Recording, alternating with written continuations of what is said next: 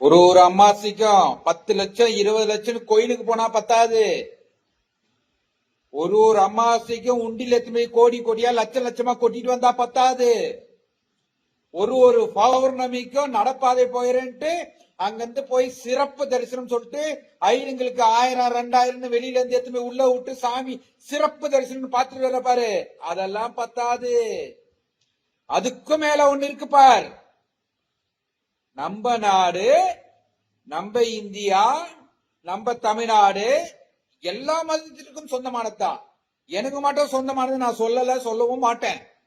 இந்து, முஸ்லிம், Christian எல்லாருக்கும் 3 பேருக்கும் ஏற்ற நாடுதான். ஆனால் ஒரே ஒரு கார்த்திகை தீபம் ஒரு விளக்கேற்றதுல என்னடா குறைஞ்சிரும்? நான் கேக்குறேன். ஒரு செத்த ரவுடிக்காக ஆயிரக்கணக்கான போலீஸருக்கு பாதுகாப்பு கொடுக்க சொல்ற அரசாங்கம் அவங்க பாட்டு போக போறாங்க, சாமி கும்பிட போறாங்க, இறங்கி கீழே போயிட்டே இருக்க போறாங்க. அங்க யார் என்ன பண்ண போறாங்க? இந்துக்கள்லாம் அவ்வளவு கேவலமானவங்களாம் இல்லடா. போய் எல்லாரையும் பிரச்சனை பண்றது, எல்லாரையும் சண்டை விட்டு கொடுத்துட்டு போறவன் தான் இந்து. புரியுதா? அதாவது இந்துக்கள் காசுல உண்டில வர பணத்தை வச்சு எல்லா மதத்துக்கும் நல்லது செய்யற அரசாங்கம் அந்த இந்துக்களுக்கான மனசை புண்படுத்துது. ஏன்? இந்துக்கள் ஒற்றுமை இல்ல, அதானே? ஒன்னே ஒண்ணுதான், சிந்திச்சு பாரு. இதே விஷயத்த ஒரு இஸ்லாமியருக்கோ ஒரு கிறிஸ்தவருக்கோ இந்த அரசாங்கம் தடை விதிக்குமா? அது ஒரு கோர்ட்டு வந்து விளக்க ஏத்துங்கன்னு சொல்லுது. டேய், 1/2 மணி நேரம் மிஞ்சி போனா நிப்பாங்களா அந்த கோயிலாண்ட?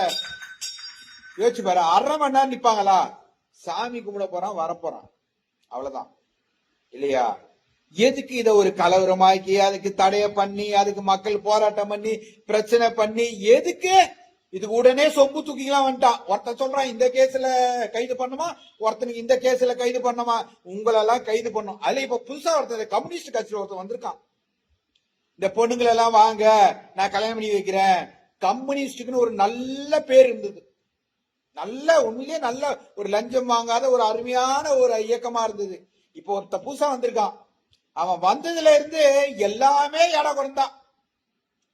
நான் வா பொண்ணுங்களை நான் கல்யாணம் பண்ணி வைக்கிறேன், நான் உனக்கு ரூம் தரேன், நான் உனக்கு தாலி கட்ட வைக்கிறேன், நான் அதை பண்றேன் இதை பண்றேன்னு சொல்லி அந்த கம்யூனிஸ்டோட கட்சியே நாசம் பண்ணிட்டான். அவன் வந்து ஏற்கனவே ஒரு சில கட்சிக்காரங்க வீணா பண்ணணும் இருக்காங்க, அது வேற விஷயம். இவன் வந்து இந்த கட்சி நல்ல பேர் இருந்தது, ஒரு நியாயமான கட்சியே நாசம் பண்ணிட்டான். ஓகேவா?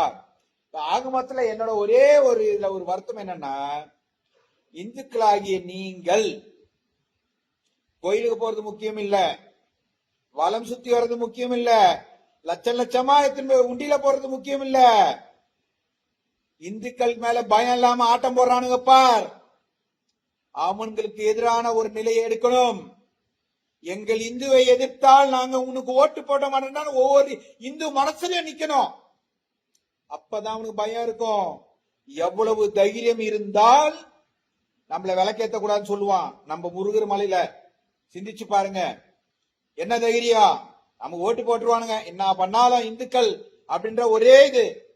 இதே இந்த முஸ்லிம் கிறிஸ்டின் இதை பண்ணுவானா? பண்ண மாட்டான், பண்ண முடியவும் முடியாது. ஏன்னா பயம், ஓட்டு போட மாட்டாங்கன்னு. ஆனா இந்துக்கள் இழிச்சவாய ஜாதி பார்த்து கட்சி பார்த்து ஓட்ட குத்திட்டு வருவான்ற ஒரு தைரியம்.